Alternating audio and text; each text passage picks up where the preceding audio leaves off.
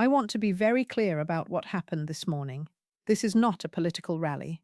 This is a debt collection. I have handled hundreds of tax cases, and they all end the same way with a padlock on a gate.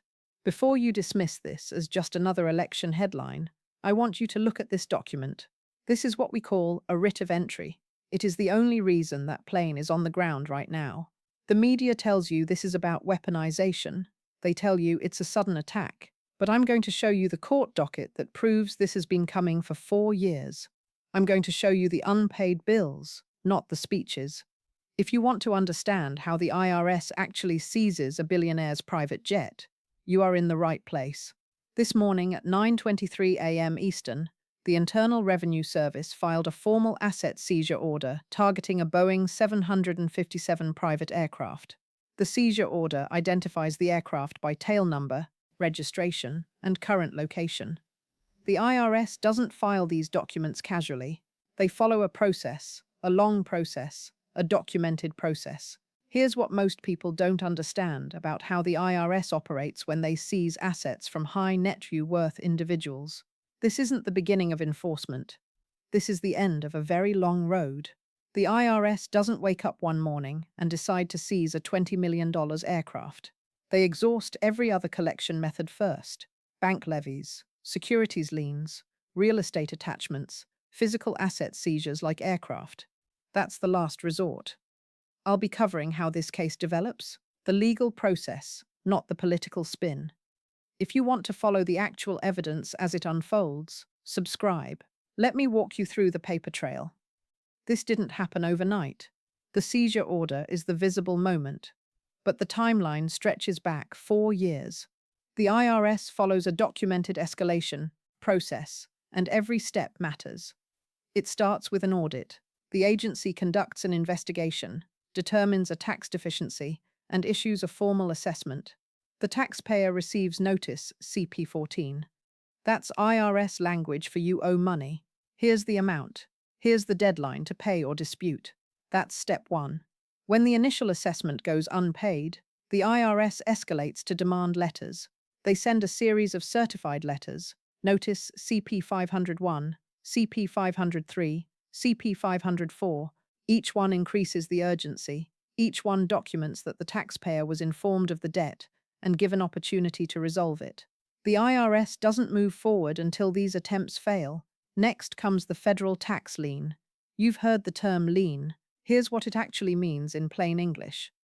The government files a public claim against your property. It's recorded with local authorities. It affects your credit. It puts other creditors on notice that the IRS has priority claim to your assets. A tax lien doesn't seize anything. It establishes legal position in line for payment. Then the final warning, notice of intent to levy. A levy is different from a lien. A levy takes property, but even before the IRS can levy, they must send Form 668A, Final Notice of Intent to Levy, 30 days minimum between that notice and actual seizure. That's federal law.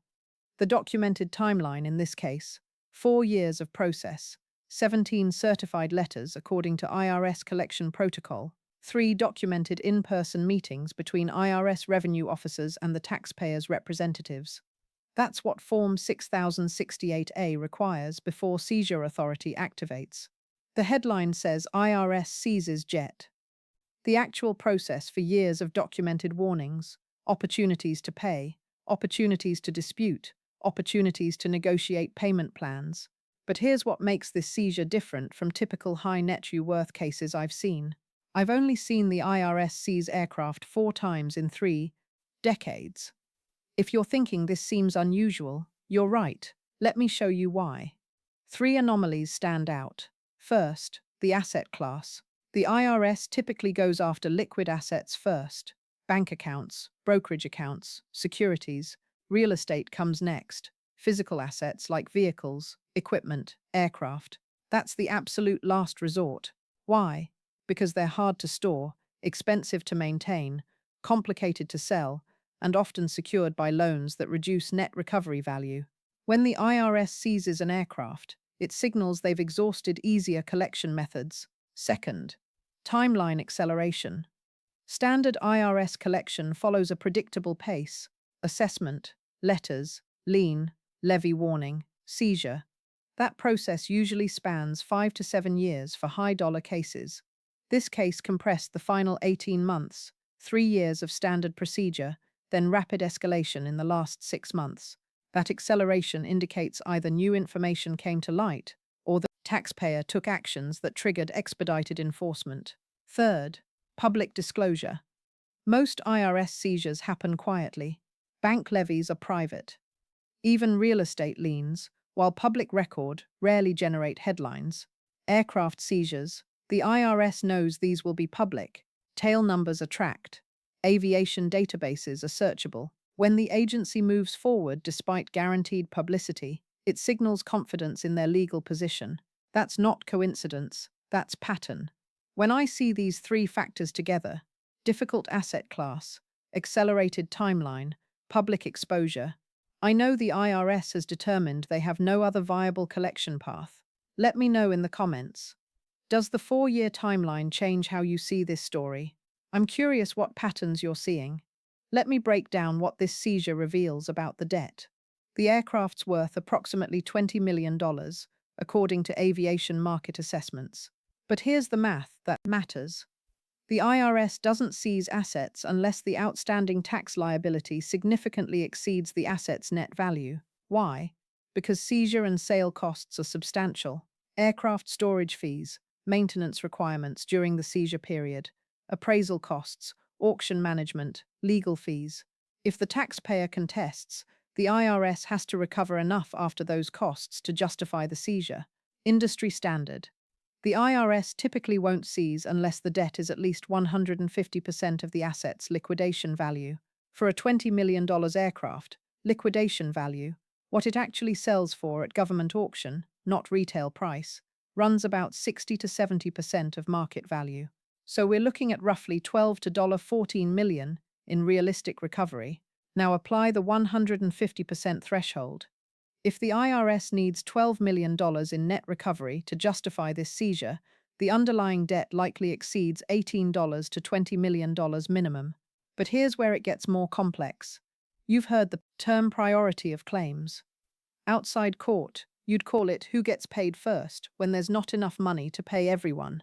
If the aircraft has secured loans against it, and most private aircraft do, those lenders get paid before the IRS recovers anything. That changes the calculation dramatically. The headline focuses on the jet, the real story, the financial cascade. This represents tax debt.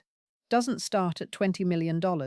It builds original tax deficiency, failure to pay penalties at 0.5% per month, failure to file penalties if returns weren't submitted, interest compounding daily at federal rates, late payment penalties, accuracy-related penalties, if the IRS determines underreporting was negligent or intentional. How does tax debt get this large? Start with a $5 million tax deficiency, add 4 years of compounding interest at roughly 6 to 8% annually, depending on federal rates. Add penalties. That $5 million becomes $8 to $9 million before any collection action begins. But here's what happens next in the legal process and why it matters for everyone, not just this case. The IRS follows a process. It's documented. It's reviewable. It's the same process whether you owe $5,000 or $5 million. That principle matters. After seizure, federal law requires specific procedures. The IRS must appraise the aircraft within 60 days using independent certified appraisers. The taxpayer has the right to request a collection due process hearing before an all-independent IRS appeals officer. That officer can review whether the seizure followed proper procedure, whether the tax assessment was correct, whether alternatives to seizure exist. If the seizure stands, the aircraft goes to public auction, not a private sale. Public auction advertised in multiple publications for at least 10 days before sale. Any qualified bidder can participate. The IRS can't just sell to whoever they want at whatever price they want. Judicial oversight applies after the sale. Proceeds follow a priority. Chain-secured creditors with valid liens get paid first. Then the IRS recovers their tax debt. If there's surplus, money left over after all debts are paid, that surplus returns to the taxpayer. That's federal law. The government doesn't get to keep excess proceeds. No one is above the law. But everyone gets due process. These procedures exist to protect taxpayers from arbitrary government seizure, while also protecting the public's interest in tax collection. When high-profile cases follow or abandon protocol, it sets precedent for how the IRS handles everyone's taxes. If the agency cuts corners, skips procedures, or seizes assets without proper documentation, that creates legal precedent that could affect any taxpayer. If they follow the process exactly, notifications, hearings, public sales, surplus return, that reinforces that the system works the same for everyone. The IRS has a 93% success rate in collection due process hearings when they followed procedure correctly. When they haven't followed procedure, courts reverse seizures regardless of who the taxpayer is. That's how federal tax enforcement works when the system functions correctly. Here's what we know from the documents. 4 years of documented IRS collection process, standard procedures followed at each escalation point, certified notifications sent and received, federal tax lien filed and recorded, final notice of intent to levy issued with required 30-day waiting period, then seizure. The alternatives were exhausted bank accounts insufficient or inaccessible, other assets either seized or inadequate to cover the liability. The aircraft represents significant equity the IRS can liquidate to satisfy the debt. What happens next is procedural. The aircraft gets appraised by independent certified appraisers. The taxpayer can request a collection due process hearing to contest the seizure. If that hearing upholds the IRS action, the aircraft gets publicly listed and sold at judicial auction. Proceeds pay secured creditors first, then the tax debt. Any surplus returns to the taxpayer. That's the process. Taxpayers have rights. The IRS has authority. Courts provide oversight. When each part functions correctly, the system produces accountability. That's not a threat. That's not a promise. That's just how federal tax enforcement works. No one is above the law, but everyone gets due process. If you want to watch how this unfolds, subscribe and let me know in the comments. Does the 4-year timeline change your view of IRS enforcement? I read everyone. The system works when everyone follows it. Let's watch it.